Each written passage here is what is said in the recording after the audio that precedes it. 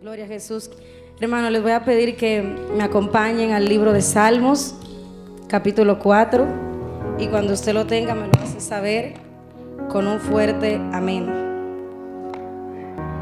Gloria a Jesús. Vamos a leer la palabra del Señor en el nombre poderoso de su Hijo Jesucristo. Amén. Dice así: respóndeme cuando clamo, oh Dios de mi justicia. Cuando estaba en angustia, tú me hiciste ensanchar. Ten misericordia de mí y oye mi oración. Hijos de los hombres, ¿hasta cuándo volveréis mi honra en infamia? Amaréis la vanidad y buscaréis la mentira. Sabed pues que Jehová ha escogido al piadoso para sí. Jehová oirá cuando yo a él clamare. Temblad y no pequéis. Meditad en vuestro corazón estando en vuestra cama y callad. Ofreced sacrificios de justicia y confiad en Jehová. Muchos son los que dicen: ¿quién nos mostrará el bien? Alza sobre nosotros, oh Jehová, la luz de tu rostro. Tú diste alegría a mi corazón, mayor que la de ellos cuando abundaba su grano y su mosto. En paz me acostaré y asimismo dormiré, porque solo tú, Jehová, me haces vivir confiado. Gracias, Señor, por tus santas y benditas palabras, Señor. Volvemos y te pedimos, Señor, que abres conforme a tu santa y perfecta voluntad. Amén. Gloria a Jesús. Puede tomar sus asientos, hermanos. Vamos a estar predicando en esta noche bajo el tema confiando en Dios en medio de tiempos difíciles. Hace mucho tiempo, cuando yo era pequeña, bueno, no hace mucho tiempo, pero hace algunos años, cuando estaba en mi niñez, tenía mucho temor a la oscuridad, hermano. No me gustaba la oscuridad. Y cuando tuve conocimiento de la lectura, de poder leer la Biblia, uno de los primeros salmos que encontré fue el Salmo 4, porque lo escuchaba, que muchas personas lo repetían de manera memorizada como un salmo, ¿verdad? En paz me acostaré y asimismo dormiré, como otros salmos que muchas personas tal vez repiten por religiosidad y demás, cuando están en situaciones difíciles. Entonces yo me abracé a este versículo, específicamente el versículo 8, porque en medio de esos momentos donde tenía temor cuando empezaba a dormir sola, porque dormía con mis hermanos, y tenía ese miedo a la oscuridad, siempre antes de acostarme recitaba ese versículo y lo hacía también como una oración y decía: Señor, en paz me acostaré y asimismo dormiré, porque solo tú, Jehová, me haces vivir confiado. Y lo hacía día tras día y sentía como la paz del Señor inundaba mi corazón, llenaba mi corazón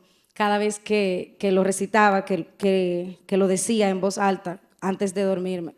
Sin embargo, al pasar de los años, algo dentro de mí me hizo interesarme qué pasaba cuando David escribió este salmo, más allá simplemente de yo repetirlo día tras día antes de dormirme. Y me interesé profundamente por investigar un poco cuáles eran los contextos de algunos de los salmos.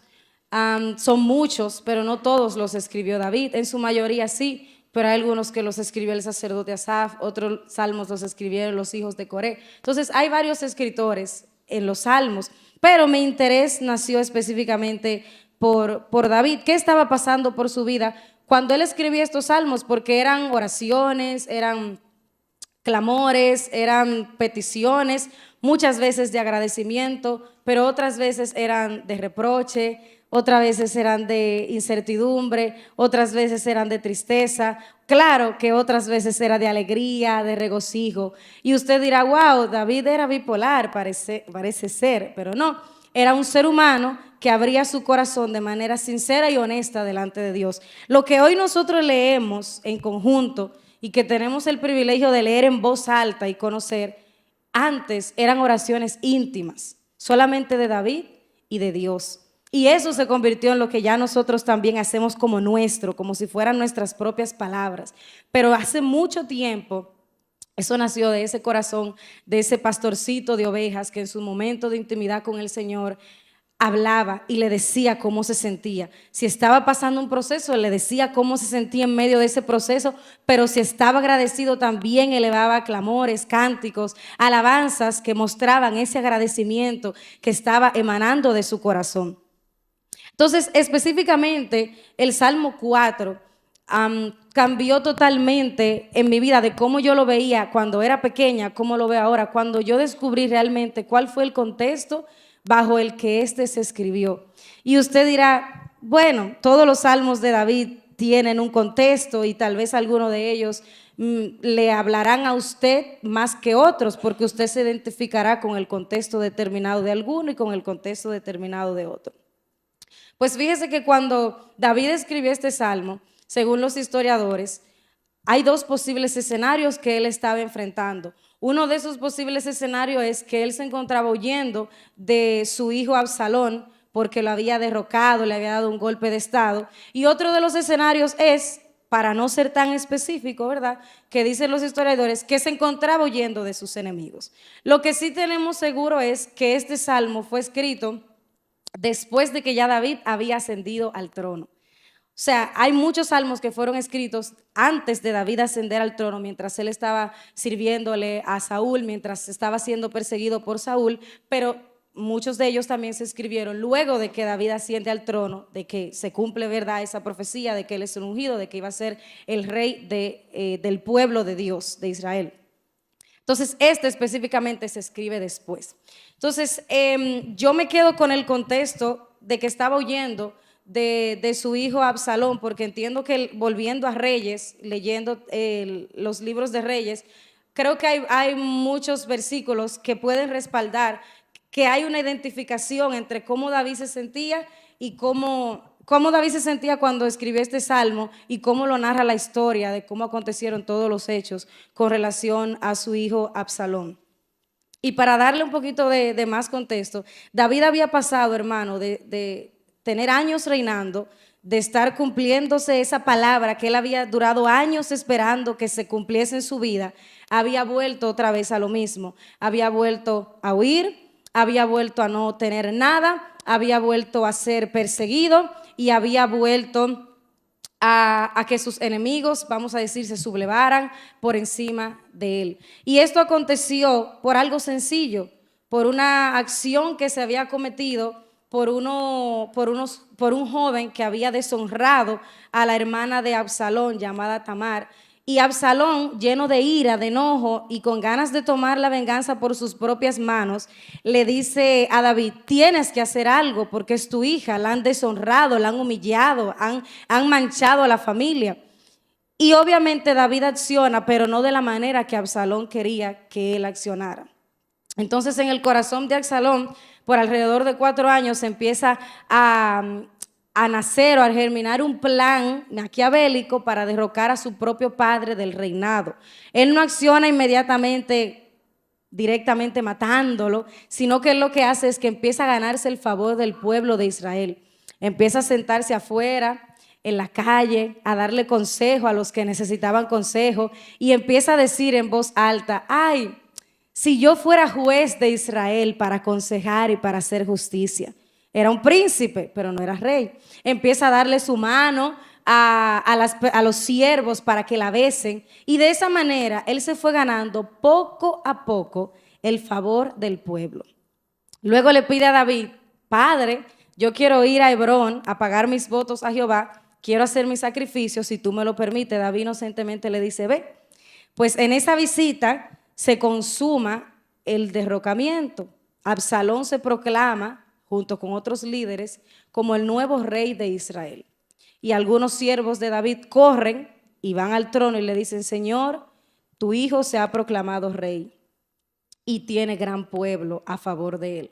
Entonces David dice, huyamos, no sea que esto, ¿verdad?, llegue a mayores, que se arme, no, porque no creo que David haya tenido miedo de que lo mataran a él, sino de toda la masacre de gente que iba a sufrir si se armaba una guerra entre los dos bandos, los que seguían con David, que eran pocos, y todo el pueblo que seguía con Absalón. Entonces David decide voluntariamente huir, dejar el reinado, dejar todo lo que tenía y dejarle las puertas abiertas a Absalón para que sea él el que gobierne. En 2 de Samuel, capítulo 17, del 1 al 4, cuando ya Absalón está en el trono, viene entonces Ahitofel y le dice a Absalón, yo escogeré ahora 12,000 hombres y me levantaré y seguiré a David esta noche. Y caeré sobre él mientras está cansado y débil de manos. Lo atemorizaré, y todo el pueblo que está con él huirá, y mataré al rey solo. Así haré volver a ti todo el pueblo, pues tú buscas solamente la vida de un hombre. Absalón solamente buscaba la vida de su padre, no le importaba matar más gente, él solamente quería vengar a su hermana porque su padre aparentemente no había tomado la acción necesaria de matar a los hombres que habían deshonrado a su hermana. Y cuando ellos hayan vuelto, todo el pueblo estará en paz. Este consejo pareció bien a Absalón y a todos los ancianos de Israel. Cuando nosotros leemos esta historia, usted se va a encontrar que en 2 de Samuel solamente se habla de Absalón en 3-4 capítulos. Para nosotros parece fácil leerlo, rápido. ¡Wow! ¡Qué historia tan bonita! Y al final todo salió bien. Pero para David eso simbolizó 3 años huyendo de su propio hijo. Usted dirá, ¿cuál fue la reacción de David ante esta persecución? Si usted lo lee en su casa detenidamente, usted va a ver que David lloró, que David estaba entristecido, que David estaba lastimado. No estamos hablando de un enemigo cualquiera, estamos hablando de la sangre de su sangre, estamos hablando de su propio hijo. Su hijo que se levantó, que tomó a sus mujeres, a sus concubinas, que tomó su trono, que tomó su gente, sus hombres más cercanos, sus consejeros más cercanos, que mató a otro de los hijos de David para dejar el camino libre, para que nadie le quitara el trono mientras él estaba ahí. Estamos hablando de que David se encontraba solo. Otra vez, tenía una que otra persona que le seguía porque tenían fe de que él podía volver otra vez al trono. Pero en comparación a cómo él se encontraba, enriquecido, lleno de gloria, en poder, en autoridad, en su mejor momento, hermano, podemos afirmar que definitivamente David lo había perdido todo. Y pasó de tener sirvientes, servidores que le daban todo, a no tener ni siquiera alimento. Que el poquito ejército que quedó con él, tenían que llevarle vino y comida, porque dice la escritura, que el pueblo tenía hambre, el que todavía permanecía con David. No tenían dónde recostar su cabeza. Entonces, cuando usted lee el capítulo, podemos decir, bueno, proceso lo pasan todo, pero fueron alrededor de 3 años. Un proceso largo. Una familia que lo traicionó, incertidumbre. ¿Y qué David dice ante esto? Bueno, viene un familiar de Saúl mientras él está huyendo y le dice, te ganaste lo que te merecías. Tú eres no voy a decir la palabra, pero lo comparó con un animal y le dijo, tú eres este tipo de animal porque mataste a Saúl. Y viene uno de los servidores de David y le dice, Señor, mándame para matarle y cortarle la cabeza ahora mismo. Y David le dice, no, porque ¿qué si a Jehová le ha placido entregarme en manos de Absalón? A ese nivel llega la confianza y la dependencia de David en su Salvador. Entonces, cuando usted lee el Salmo 4, en el versículo 7 dice, tú diste alegría a mi corazón mayor que la de ellos cuando abundaba su grano y su mosto. ¿Qué significa grano? Grano es todo tipo de lenteja, de legumbres que se produce de la tierra, como arroz, como habichuela, como cebada, trigo, etc. ¿Qué significa mosto? El mosto es el jugo de la uva antes de ser fermentado. Cuando el jugo de la uva se fermenta, pues se convierte en vino. Antes de eso es jugo de uva, mosto. Y si usted se contextualiza los tiempos de antes, lo que era el grano y lo que era el vino era la principal fuente de sustento de un hogar, de una familia, de una casa. David afirma en su peor momento que él está alegre y feliz, aunque el enemigo tiene todo lo que él no tiene.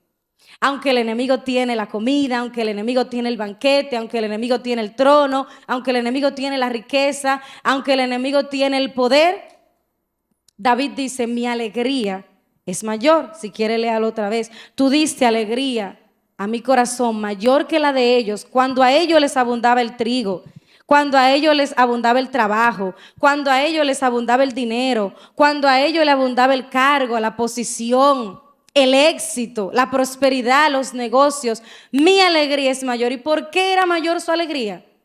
Porque tenía a Cristo. Y el solo hecho de yo tener a Cristo en mi vida tiene que simbolizarme todo. ¿Por qué a veces yo estoy triste teniéndolo todo? Porque yo no tengo a Cristo, aunque esté en la iglesia. ¿Por qué a veces yo estoy triste y vacío aunque tenga el trabajo de mis sueños? Porque ese trabajo es mi Dios y Dios no es mi Dios. Vuelvo y se lo digo. Porque a veces yo estoy triste teniendo el mejor de los matrimonios porque mi esposo es mi Dios y Dios no es mi Dios. Porque a veces, hermano, usted se siente vacío aunque tiene el mayor de los liderazgos, porque ese liderazgo es su Dios y Dios no es su Dios.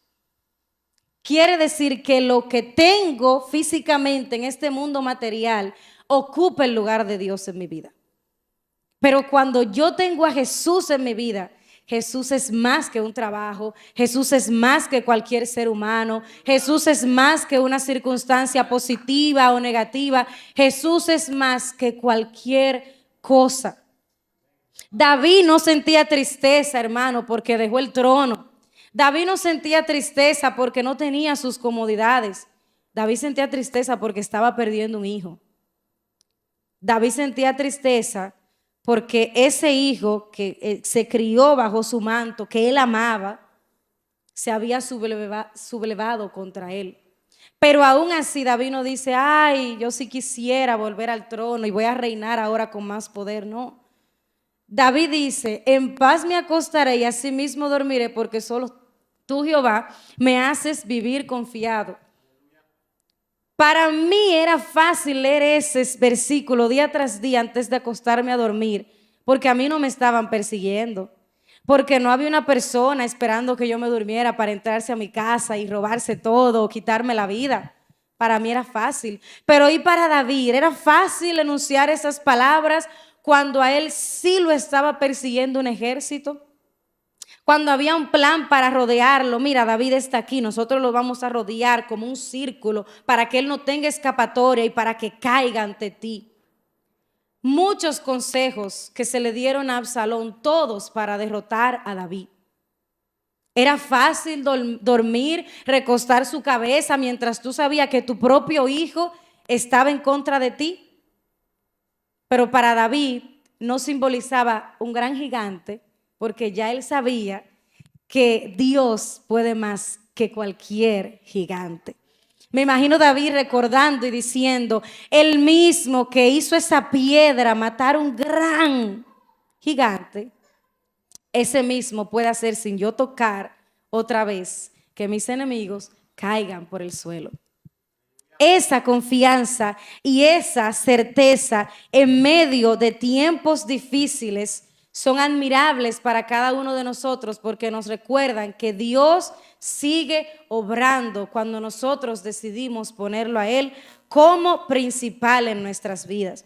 Pero no me quiero quedar solamente con la historia de David, sino que me gustaría también moverme al Nuevo Testamento y hablar un poquito acerca del apóstol Pablo.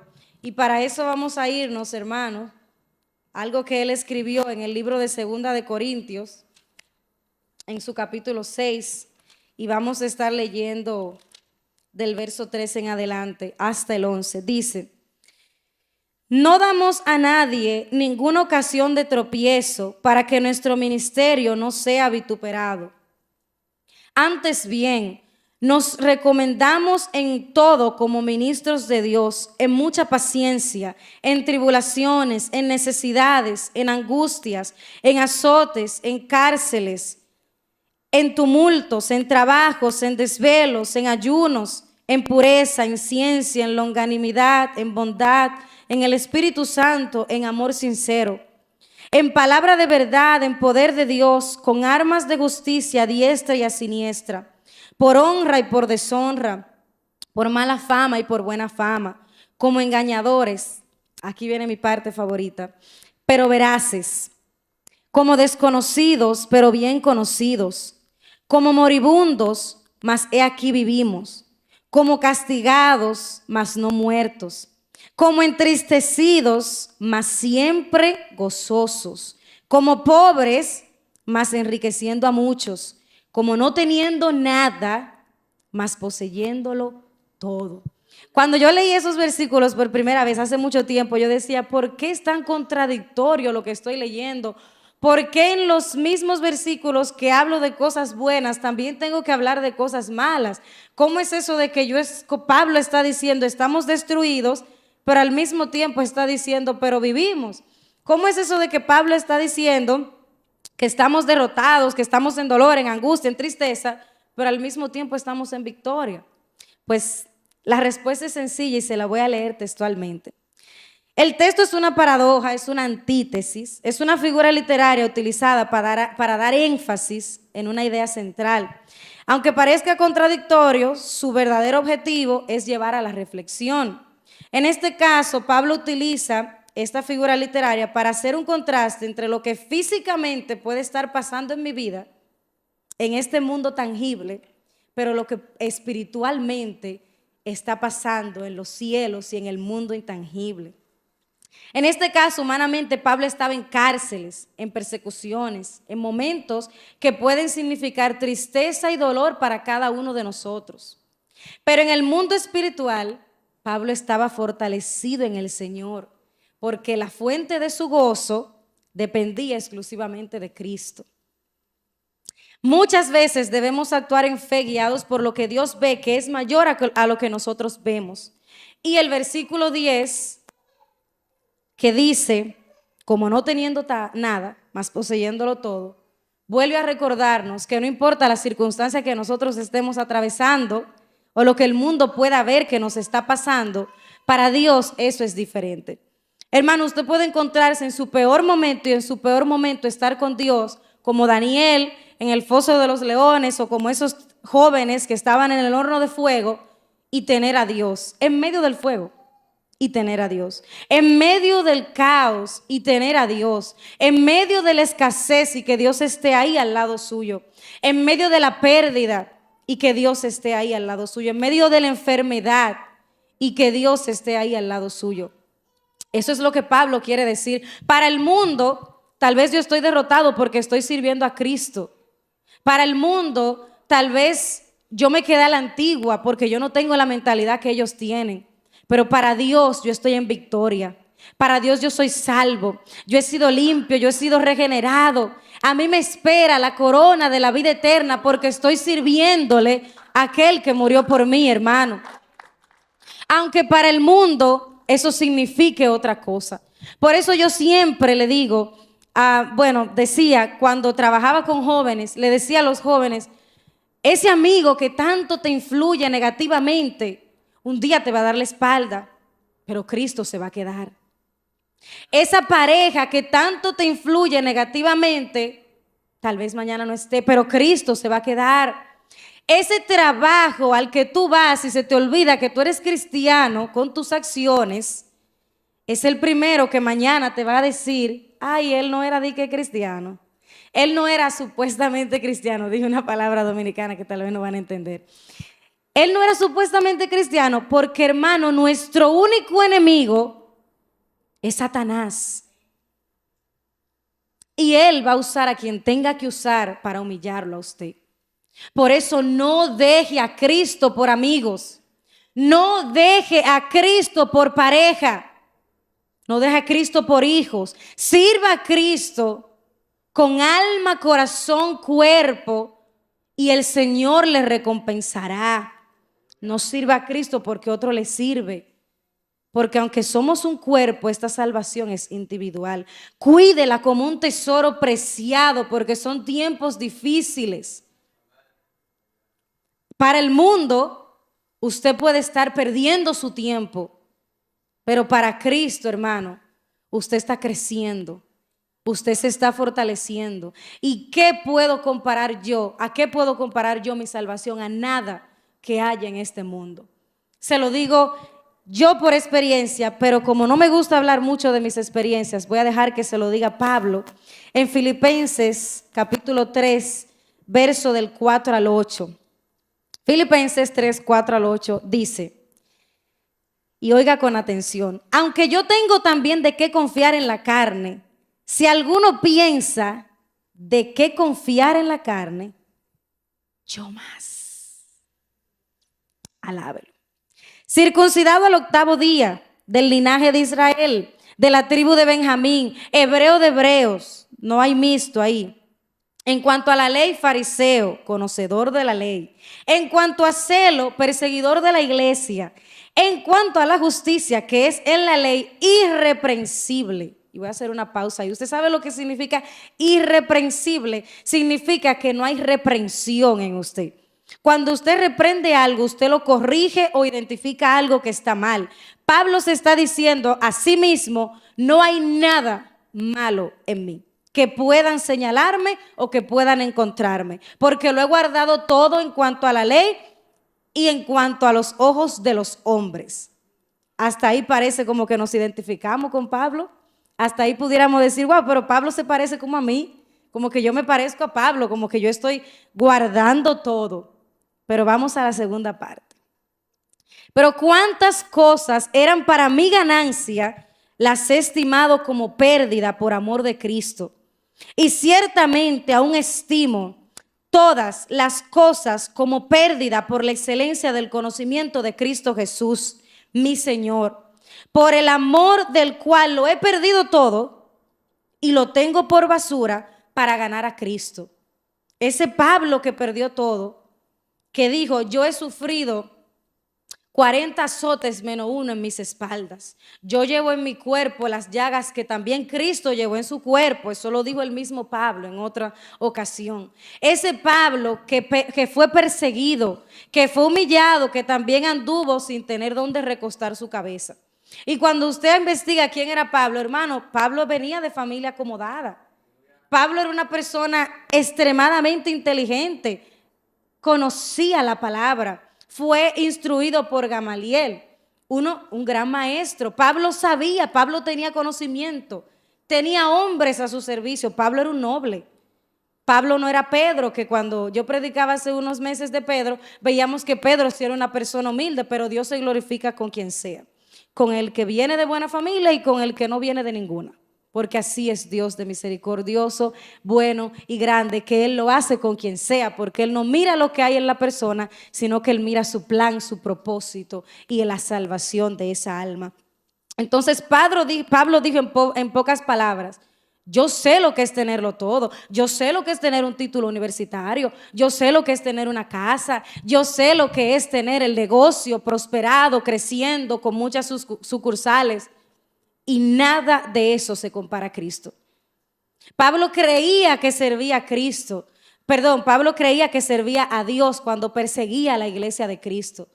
Cuando mataba a esos que se llamaban cristianos porque habían creído en el mensaje de salvación. Y tuvo el mismo que Jesús que decirle, ¿por qué me persigues? No, yo no te persigo, Señor. ¿Quién eres? Yo soy Jesús y tú me persigues. Y tener una conversión y tener un antes y un después en su vida, una transformación, una regeneración en su vida, nacer de nuevo, quitarse esas escamas de religiosidad. Señor, yo creía que yo te servía, pero yo no te servía, porque yo lo hacía como yo quería hacerlo, yo lo hacía como yo entendía que tenía que hacerlo, más ahora yo lo voy a hacer como tú quieres que yo te sirva. Entonces Pablo dijo, lo tuve todo y todo me supo a nada. Pablo dijo, experimenté todo y todo lo tengo por basura. Lo tiro al zafacón. Imagínese usted que literalmente usted agarre ese título universitario que le costó tanto y lo tira al zafacón. O ese vehículo del año que usted tiene, que usted vaya y lo raye y le rompa los cristales. Nadie quisiera hacer una cosa así, parecería de locos. Pero Pablo dice, eso es basura, porque Cristo es más que eso. Y si yo tengo a Cristo, tengo todo. Volvamos a 2 Corintios. Como el que no tiene nada, pero poseyéndolo todo. Cuando Cristo es mi esperanza, no importa quién me persiga, hermano, no importa quién nos haya dado la espalda, no importa quién nos haya dejado, no importa quién nos haya abandonado, Cristo es suficiente. Tenga celo por Cristo, tenga celo por ese amor, ese primer amor que estuvo en su corazón, que a veces mengua porque somos humanos, porque sentimos, porque somos frágiles, pero tenga celo por ese primer amor. Y cuando digo que tenga celo, me refiero a que no impida que nada apague esa llama que ardía en su corazón. Jeremías dijo, no quiero seguir predicando. Lo dijo el mismo Jeremías, no quiero, pero había algo dentro mío, una llama que ardía, que me impedía no hablar de su palabra. Eso dijo Jeremías, en otras palabras lo dijo, pero eso es lo que puedo parafrasear. Eso enunció Jeremías. ¿Y quién fue Jeremías? Otro perseguido desde su niñez, desde que recibió la profecía de que iba a hablar y profetizar en el nombre de Dios. Ese fue Jeremías, el Jeremías que hizo lamentaciones, triste. Señor, ¿hasta cuándo? ¿Hasta cuándo voy a pasar por esto? ¿Hasta cuándo el pueblo no va a escuchar? ¿Hasta cuándo tanto dolor, tanto castigo? Pero el mismo Jeremías que dijo, yo no vuelvo para atrás, no importa lo que yo esté experimentando o lo que yo esté pasando. Mis hijos no quieren seguir a Cristo, yo sigo, ellos vendrán. La familia no quiere seguir a Cristo, yo sigo, ellos vendrán. Cristo es el único que puede hacer la obra, pero no deje que esa llama, hermano, se apague en usted. Cristo puede venir mañana. Cristo puede venir esta noche. ¿Cómo está mi vida delante de Cristo? Pregúntese, a usted mismo, Señor, yo me pregunto ahora dentro de mi mente, ¿cómo está mi vida delante tuyo? ¿Es la misma que yo muestro delante de los hombres o hay sombra de variación? Porque, hermano, de una fuente no puede provenir agua salada y agua dulce, como no puede provenir de una boca maldición y bendición, aunque hay casos. Pero lo ideal es que no estemos tibios, porque lo tibio lo vomitará Jehová de su boca. ¿Y cómo yo logro eso? Poniendo mi confianza en Jesús. Y para eso, hermano, quiero darle 6 puntos de aplicación que podemos nosotros aprender de todo esto que hemos estudiado en esta noche, o de estos 2 escenarios que hemos visto, y que al final tienen un mismo punto en común. Saber, como dijo Eclesiastés, Proverbios también, que el todo del hombre es Dios. Que esa sea su frase, que esa sea su versículo lema. Mi todo es Dios. Nada puede competir con el lugar de Dios en mi vida. En el momento que eso compite, hermano, se convierte en un ídolo. Entonces, la primera aplicación es alegría que proviene de Dios y no de las circunstancias. Riquezas, bienes o logros que humanamente podamos alcanzar. Lo podemos aprender de David y de Pablo.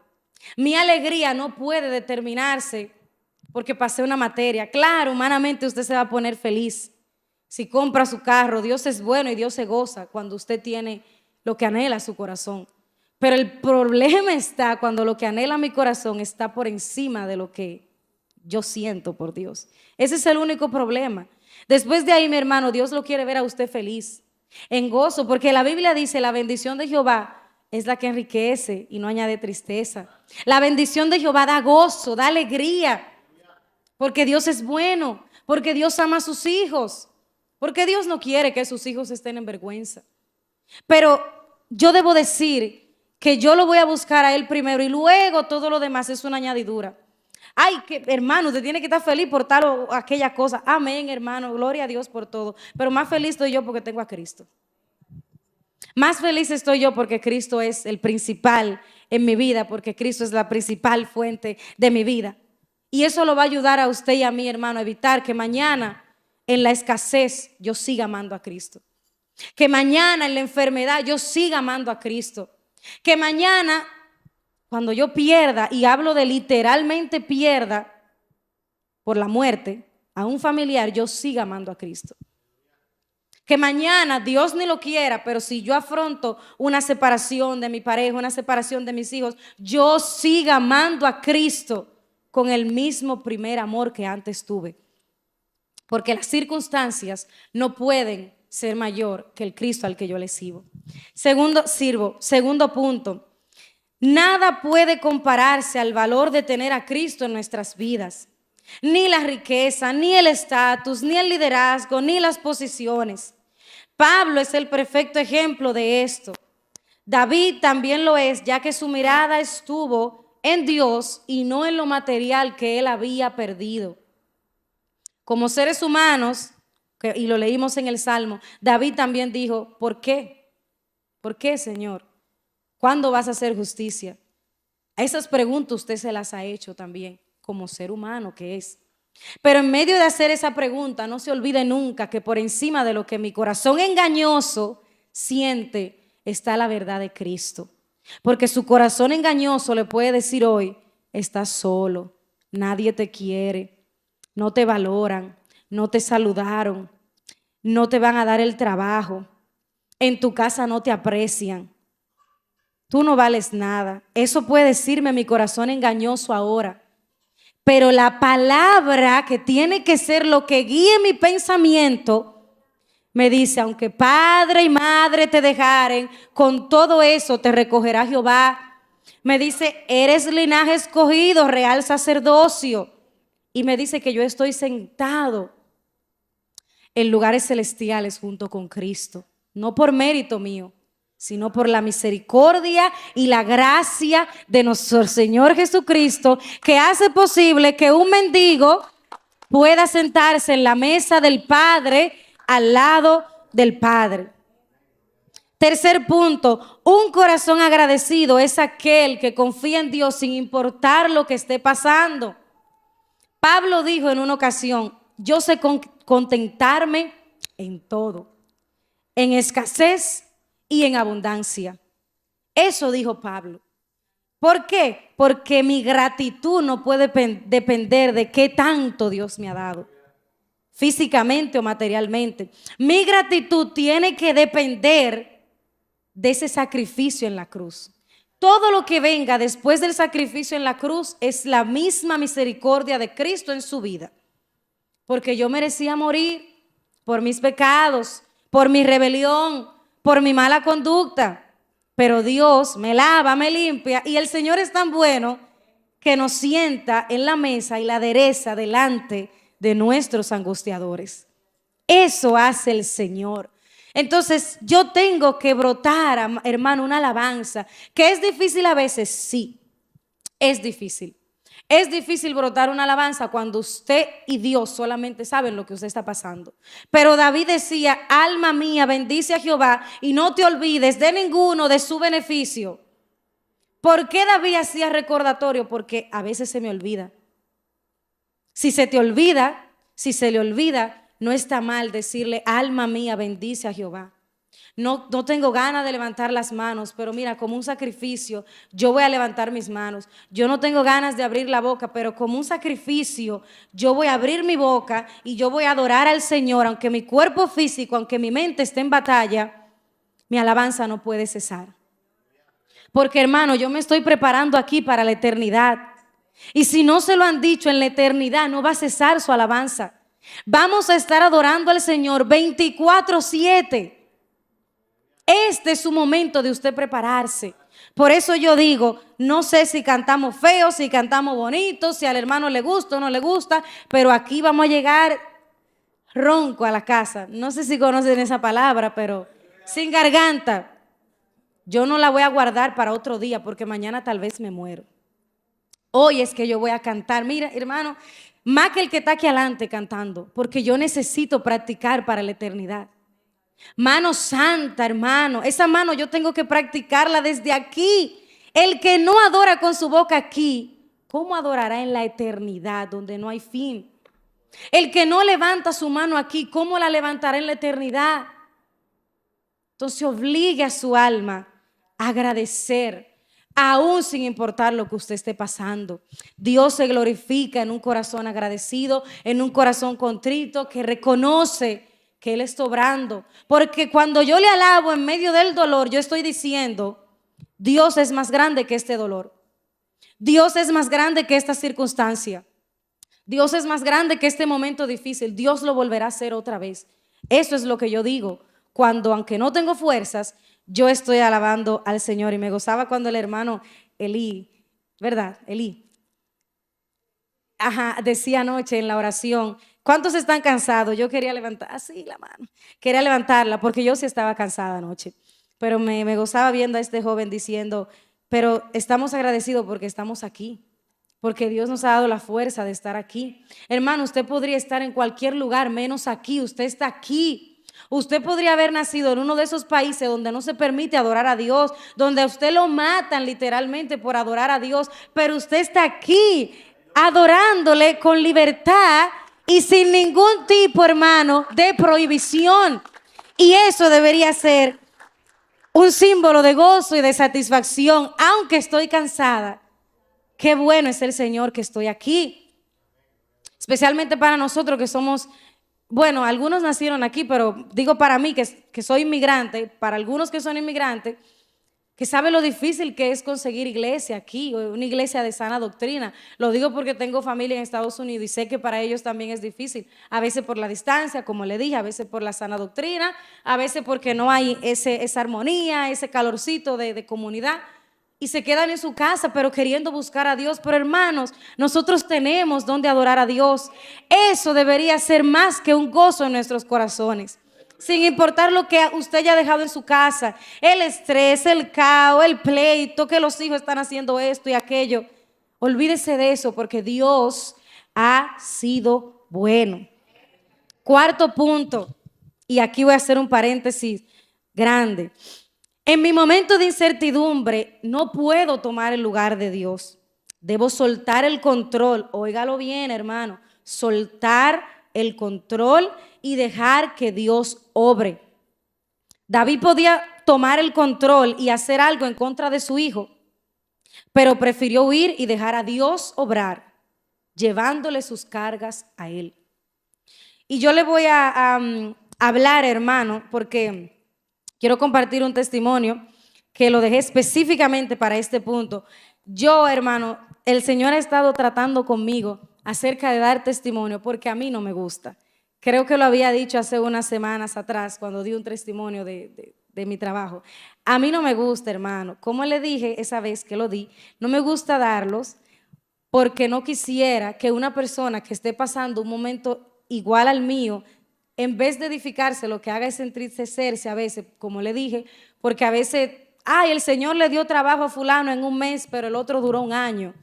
Y a veces vienen esas preguntas a nuestras cabezas de ¿por qué a mí? ¿Por qué a él?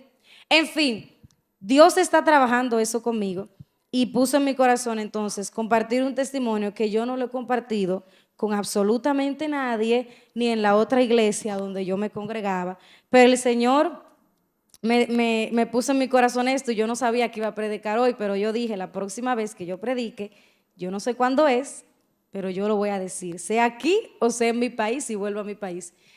Y lo voy a decir con toda la gratitud que sea posible. Yo he dicho en unas ocasiones que mi madre no está viva y hay muchas personas que, le voy a dar el testimonio, no pierde el foco del punto. Siguen el punto, que el punto es más importante que el testimonio.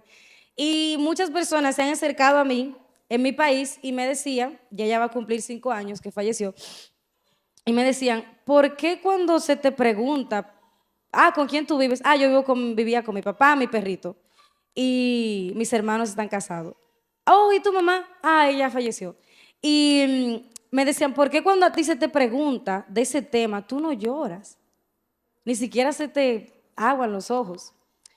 Y eso es difícil de escuchar, hermano, porque cuando usted le pregunta a una persona que perdió a su papá, que perdió a su mamá, lo lógico es que usted se sensibilice y llore. Sin embargo, eso no quiere decir que no haya un sentimiento dentro de mi corazón. Pero ¿qué pasó en ese proceso que yo atravesé? Que en ese proceso yo decidí tomar el control por encima del control de Dios.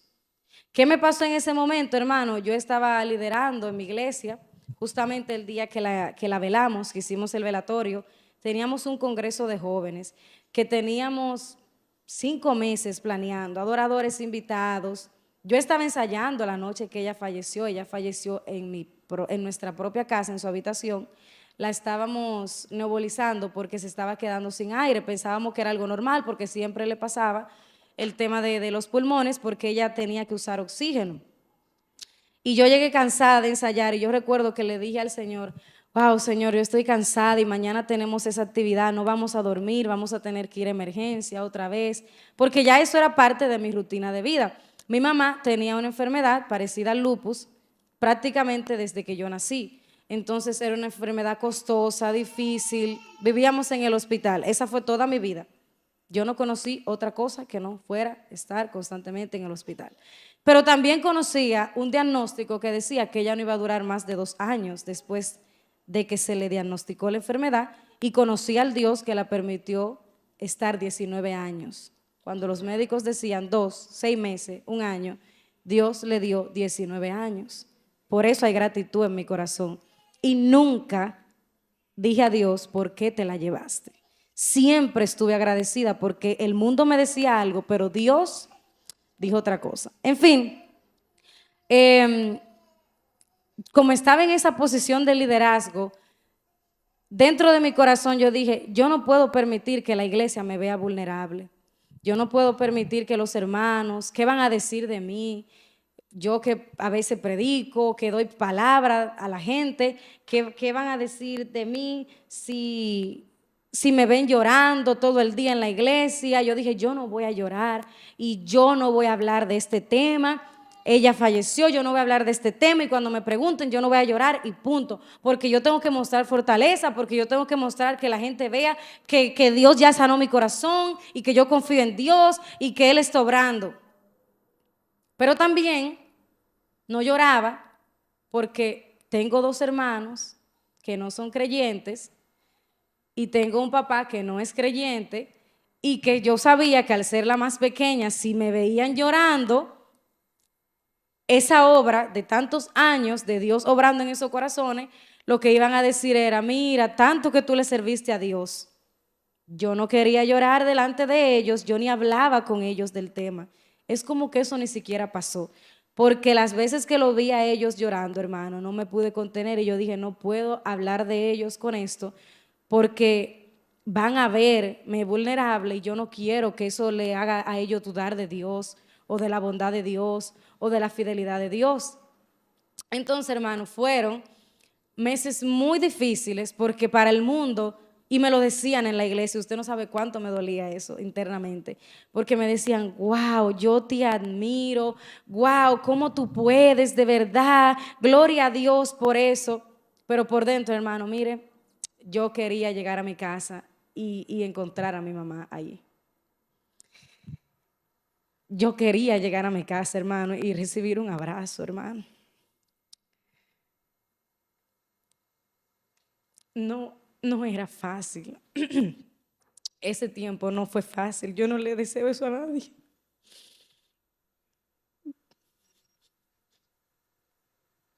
Y por eso yo no quería dar ese testimonio. Pero siento que hay cosas gracias, que Dios tiene que romper dentro de mí, y esa era una. Y la empezó a romper aquí en Canadá porque, estando lejos de mi familia, decidí que yo voy a hablarle a mis hermanos. Ella cumplió año en noviembre, iba a cumplir año en noviembre. Y le hablé y le recordé a ellos. Yo dije, yo voy a empezar a hablarle a mis hermanos porque yo no puedo hacer como que nada pasó. Yo no puedo hacer como que simplemente ya no existió para que mis hermanos no se sientan tristes. Yo quiero sanar junto con ellos. Yo quiero hablar del tema y quiero que sanemos juntos. Porque, hermano, yo quise tomar el lugar de Dios. Yo entendí que yo podía, a través de un buen testimonio, hacer que ellos se acercaran más a Dios. Y fue un grave error, hermano, porque sé que sufrieron ellos y sufrí yo. Ahora me siento feliz de decir que estoy en ese proceso 4 años después de sanación, porque yo no abría mi corazón, yo no dejaba que nadie se acercara, yo no hablaba de ese tema, para mí estaba prohibido, ni siquiera con mi esposo, y él es testigo. Y aquí empecé a hablar de eso, porque yo simplemente quise hacer de cuenta que eso nunca pasó. Estoy agradecida, Señor, nunca pasó, y ya lo dejamos ahí. Pero, hermano, a veces hasta de cosas así nosotros hacemos un ídolo en nuestros corazones. Cuando yo quiero que mi familia se convierta, el hijo que está rebelde, cuando yo lo quiero convertir y yo lo quiero entrar en razón, cuando la esposa, el esposo está descuidado y yo quiero que se afirme, y en vez de edificar, lo que hago es destruir, porque yo quiero hacer una obra que solamente Dios puede hacer. Y si usted está en esa situación de que usted está empujando, para que su familia le sirva a Cristo. Suelte esas cargas, solamente Cristo lo va a hacer. Si usted está en esa situación en la que usted quiere mostrar que usted es fuerte, que usted tiene un buen testimonio, que usted es inquebrantable, suelte esas cargas, hermano, que somos humanos. Y si Jesús lloró en varias ocasiones, ¿por qué yo no puedo hacerlo? ¿Qué usted cree que puede compararse al dolor que sintió Dios entregando a su propio hijo por usted y por mí? ¿Usted cree que a él no le dolió por el simple hecho de que él era Dios, un ser supremo? Claro que le dolió. ¿Y usted cree que a él no le duele su situación, que no le duele su tristeza, que no le duele su circunstancia, que no le duele su pérdida? A él también le duele. Pero parte de ser un buen cristiano es soltar las cargas, soltar el control y entender que Dios es soberano y que Él lo está haciendo. Él va a traer a ese hijo, Él va a traer a esa hija, Él va a traer a ese esposo, Él va a traer a esa esposa, Él va a traer a ese padre, a esa madre. Porque yo sé que nosotros los que venimos de familias que los demás no son creyentes, o los que empezaron creyentes pero uno de los dos menguó, yo sé que eso duele, hermano. Duele ver cómo un familiar tuyo se va a quedar cuando Cristo venga. Pero Dios tiene el control de esa situación. Yo quisiera devolver el tiempo atrás porque por dentro me sentía súper triste, pero por fuera estaba siendo demasiado estricta conmigo misma y demasiado perfecta, si se le puede decir así, en ese sentido. Y no dejé que la gente se acercara cuando yo, hermano, necesitaba un abrazo.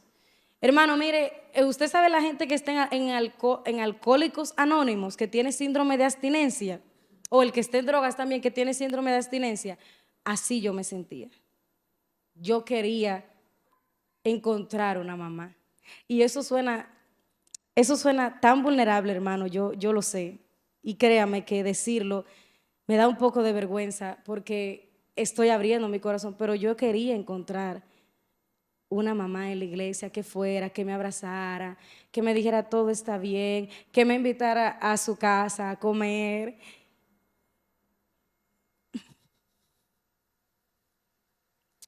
Y, ¿qué le digo? Que estuviera ahí en momentos importantes. Pero no lo conseguí, hermano, porque eso no se consigue después de que se pierde, pero lo conseguí en Dios. ¿Usted me entiende?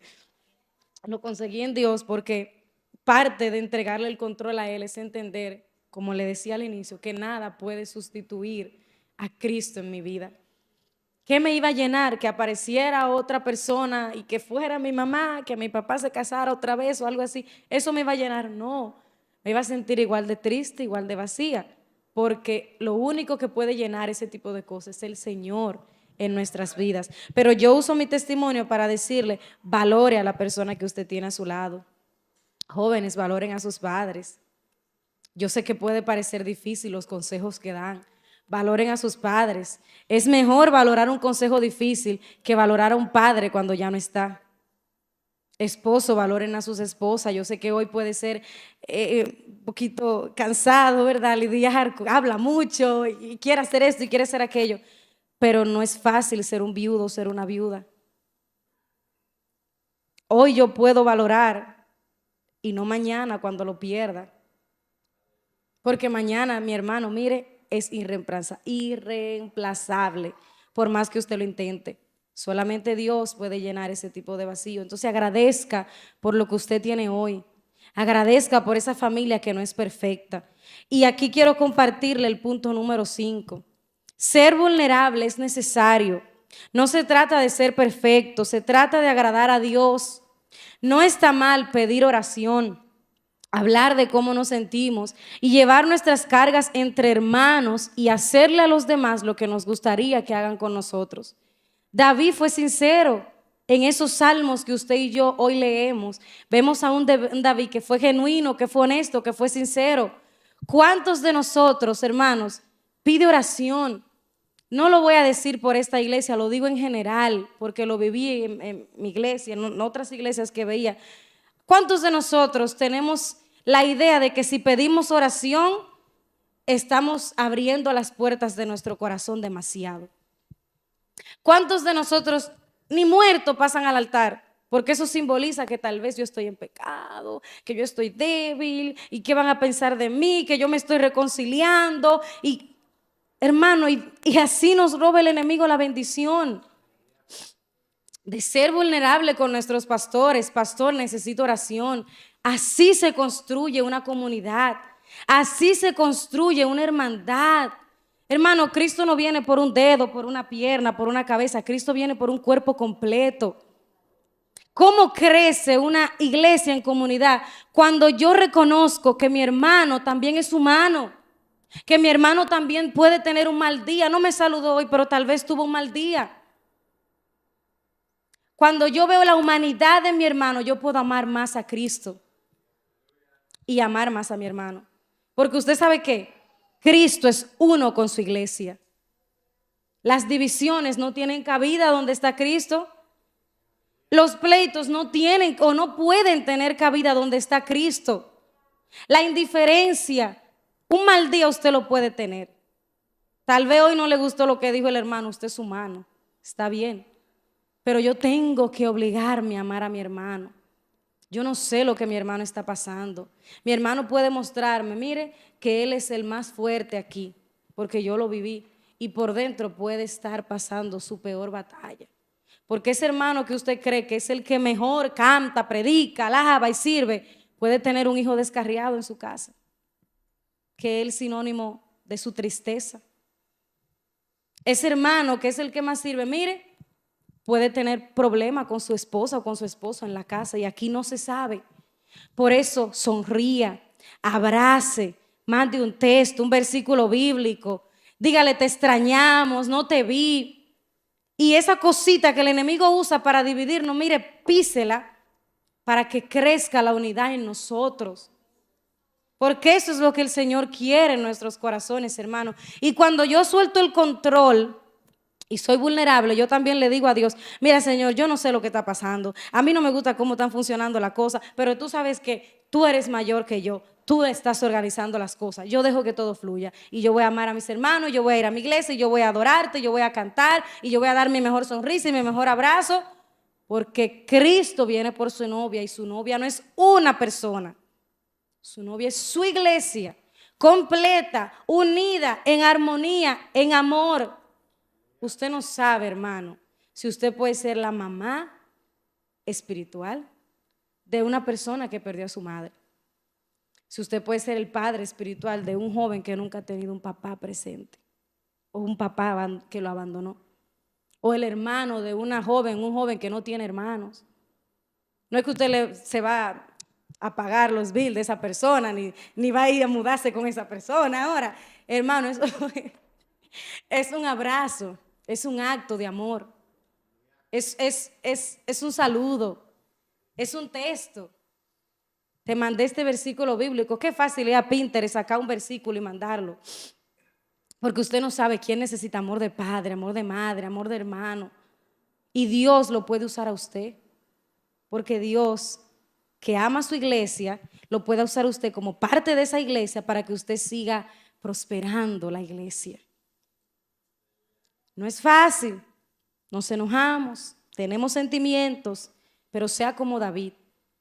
Sea como David en el sentido, primero como Cristo, pero también tome el ejemplo de David, de que si a Dios le plació que él me haga un mal, que me lo haga el mal. Sea como José. Voy a perdonar a mis hermanos. ¿Por qué? Porque lo que ellos pensaron que era para mi mal, Dios lo usó para mi bien. Ellos fueron parte del propósito. Ahora lo abrazo, ahora lo invito a la mesa, ahora comparto con ellos. Y no sé por qué tomé el mensaje en esta dirección, pero así lo sentí. Por último, en esa dirección, hermano, vaya a las actividades de la iglesia. Caballeros, vayan a la oración de los caballeros. Damas, vayan a cualquier cosa que hagan las damas, si usted puede. Comparta con su comunidad. Comparta con sus hermanos. Jóvenes, vengan a la oración de los jóvenes. Mire, fuera de la iglesia usted no va a encontrar más abrazo que el abrazo de un hermano que tiene a Cristo en su corazón. ¿Usted piensa que alguien me mandó a decir eso? A mí nadie me mandó a decir eso. Nadie. Yo lo siento ahora. Y lo sentí en la tarde y yo decía, no voy a decir nada de eso porque como que no va con el mensaje. Yo decía, pero sentí decirlo porque Satanás nos está robando el compartir con nuestros hermanos. Y no estamos haciendo nada. Yo le voy a decir algo. Si usted quiere oír un mensaje, en YouTube hay muchos. Y usted nada más prende el YouTube y apaga la computadora, apaga el celular y ya, hermano. Pero no se trata de solamente venir a escuchar un mensaje, que ya por las redes lo tenemos en cualquier sitio. ¿A qué se refiere cuando se dice no dejen de congregarse, como muchos tienen por costumbre? Porque en la comunidad crecemos, hermano. No solamente venga, siéntese, escuche el mensaje y váyase, porque si Pablo se estuviera refiriendo a eso, cuando dijo eso, o Pedro, lo hubiese dicho, vaya, oiga el mensaje y no deje de ir a la iglesia para que escuche el mensaje. No, hermano, es el confraternizar. Cuando empezó la iglesia, venían los discípulos, vendían todo lo que tenían, toda su riqueza, y la Biblia dice en Hechos, lo vendían y lo compartían unos con otros. Y crecían en comunidad, crecían en amor, y talalá, y talalá, y talalá. Eso es congregarse realmente, confraternizar con mi hermano. Usted sabe que nosotros podemos salir ahora mismo al parqueo y esa es la iglesia. Porque la iglesia no es esta estructura física, la iglesia somos nosotros. Usted puede salir al parque de ahí detrás y esa es la iglesia también. Usted puede ir a la casa de su hermano a orar y esa es la iglesia también. Porque la iglesia somos nosotros. Nos han vendido un evangelio individualista. Yo crezco solo y no sé de más nadie. Y el enemigo está feliz y contento porque está logrando su objetivo. Dios quiere unidad, confraternidad, comunidad. Donde hay 2 o 3 congregados en su nombre, ahí está Él. No donde está 1, 2 o 3. Qué principio tan grande que el Señor me está diciendo que en grupos, en pares, Él se va a manifestar. Pero cuando esos pares, esos grupos están de acuerdo. Entonces, hermanos, vaya a sus actividades, gócese con sus hermanos, dé los testimonios que Dios ponga en su corazón. Y no importa si parecen vergonzosos o parecen como que usted queda como que yo fui un mal cristiano. Sí, usted lo fue. Yo lo fui también. Todos en algún momento lo hemos sido y tal vez lo sea mañana otra vez. Pero la gracia de Cristo hace que aunque el justo caiga 7 veces, 8 veces Dios lo levante. No el justo por sí mismo, la mano de Dios. Aunque un ejército acampe contra usted, mi hermano, no prosperará. Porque Dios está ahí. Dios lo levanta, Dios lo redime, Dios lo restaura. Y ahí viene mi último punto. La gracia de Cristo es suficiente. No hay nada tan malo, mire, nada tan malo que yo haya hecho o que yo esté atravesando que Dios no pueda glorificarse y hacer de eso un gran propósito.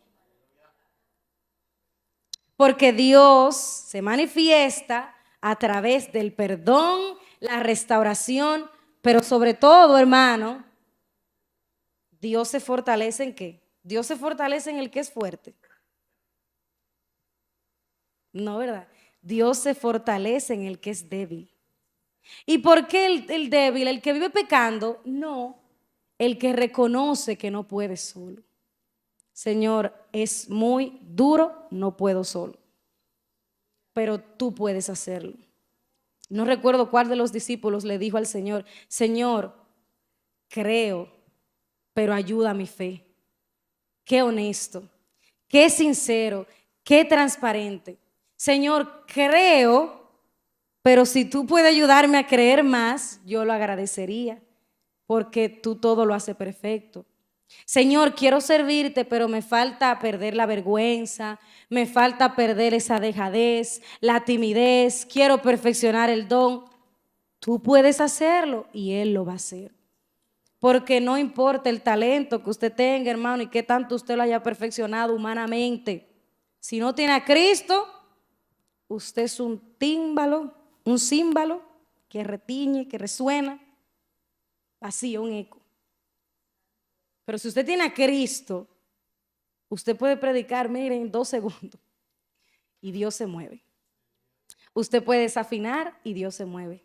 Y con eso no digo que no hay que hacer las cosas con excelencia. Con eso le quiero decir que si usted cree que usted no puede, ahí es que Dios puede. Que si usted cree que usted no es capaz, ese es el perfecto momento para que Dios obre. Porque el que se cree capaz, Dios lo sienta. El que no se cree capaz, Dios obra, le enseña, le instruye. Eso hace la gracia en nuestras vidas. ¿Qué hace la gracia, hermano? Nos convierte en hijos cuando éramos esclavos. Pone calzado en nuestros pies cuando nuestros pies merecían ser cortados. Nos sienta en mesa y las adereza cuando nosotros no merecíamos estar ni en la quinta cuadra de esa casa donde se está haciendo la cena. Pone una corona en una cabeza, mire, que merecía que la cortaran, 100%. Y sobre todo, le da vida a una vida que merecía la muerte. Eso hace la gracia de Cristo, la dependencia que yo tenga del Señor por lo que Él haya hecho a través de su sacrificio en la cruz por mí. Entonces, hermano, llévese eso a su casa, medite, si quiere, si anotó los versículos, yo sé que Dios puede darle todavía muchísimo más de lo que me dio a mí y puede trabajar más en su corazón. Aprendamos a ser vulnerables, aprendamos a abrir nuestro corazón, aprendamos a ser transparentes, crezcamos en la comunidad con nuestros hermanos, dejémosle el control a Dios, pero sobre todo, hermanos, recordemos que Dios nos ha dado alegría mayor que la de todo el que no lo tiene a Él, aunque en ello abunde el grano y aunque en ello abunde el mosto, porque Dios está con nosotros. Que aunque el mundo piense que yo no tengo nada, yo lo tengo todo, porque tengo a Cristo y Cristo es suficiente. Yo quisiera, hermano, que usted se ponga de pie y que hagamos una oración. Yo, siendo honesta, yo creo que soy la primera que necesita oración. Yo soy la primera. Si yo pudiera bajar ahí y que alguien orara por mí, yo sería la primera en bajar. Pero yo le voy a invitar, hermano, a que usted ore y a que usted sea el que decida qué usted quiere hacer. Usted quiere pasar al altar, mire, hermano, usted pasa. Pero no porque yo le haya invitado, sino porque usted quiere decirle algo a Dios que solamente usted quiera decirle en su corazón. Usted pasa, usted se arrodilla, usted se queda parado, usted se queda en su asiento, como Dios lo toque en su corazón. Vamos a orar y vamos a pedirle al Señor que Él siga obrando como Él lo ha hecho en cada una de nuestras vidas. Hermano, mire, Dios quiere hacer algo en nosotros, pero empieza cuando nosotros damos el primer paso. Entonces, oremos. Padre, te adoramos, te bendecimos, Señor. Te glorificamos, cuán bueno tú eres, Jesús. Nosotros no tenemos cómo pagarte lo que tú has hecho por nosotros. Nosotros no tenemos, Señor, cómo pagarte esas bendiciones, pero sobre todo nosotros no tenemos cómo pagarte ese sacrificio. Señor, porque tú sabes que somos imperfectos. Señor, porque tú sabes que te fallamos, que hemos sido malos, Señor, que aunque aparentamos ser buenos, Señor, ¿dónde nos esconderemos de la verdad que está en ti?